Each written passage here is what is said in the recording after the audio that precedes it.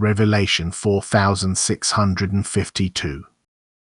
From the 27th of May 1949. Receiving the announcements in an alert state. Light forces. You should accept the announcements from the spiritual kingdom with an alert mind. You should unite with me in thought and consciously expect my answer to every question you want answered. Thus let yourselves be instructed in full awareness through dialogue with me.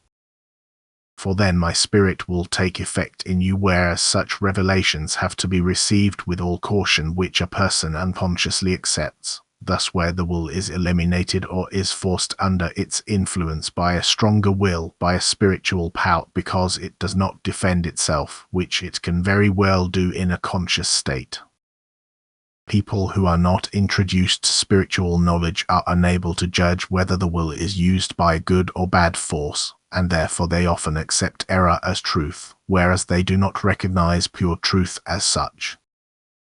Then they also portray revelations as being given from above because they certainly want to be in contact with forces of light, but by not complying with my requirements they deny these forces of light the influence themselves. But my requirement is to consciously enter into contact with me. Furthermore, my requirement is to also fulfill the conditions which result in a direct approach on my part, such as a way of life according to my will, a life of love, desire for truth, and now an inward listening in order to hear me.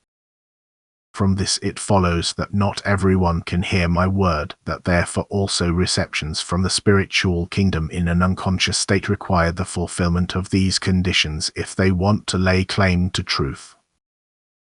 But usually people who abide by my conditions are strong-willed and therefore do not surrender their own will, so that spiritual forces cannot make use of it. Thus an unconscious state switches off. And the listeners have to distinguish whether the way of speaking of those who want to receive announcements from above is, so to speak, automatic, thus an external will obviously comes to light, or whether the person speaks naturally as if it were his own spiritual product.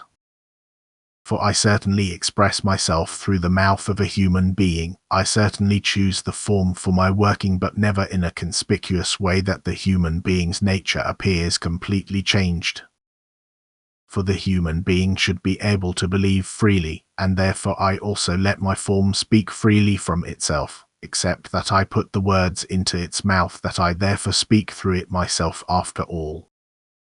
Why should I, if I want to speak through a form, turn this form into an automaton? You humans love extraordinary appearances and only then believe, even though the same is naturally offered to you. But you do not consider that I do not take from my works what characterizes them as my work, free will and the awareness of themselves. But if a spiritual being makes use of the human being's will, then it eliminates free will and the human being loses his self-awareness. This can never be regarded as my working, which is why I seriously warn against accepting explanations and teachings of this kind as truth. Although not everything needs to be wrong if the human being's will is seriously turned towards good. Yet caution is always advised, for my adversary will always fight the truth, for which no means is too bad for him, and he will also try to assert himself disguised as an angel of light. Amen.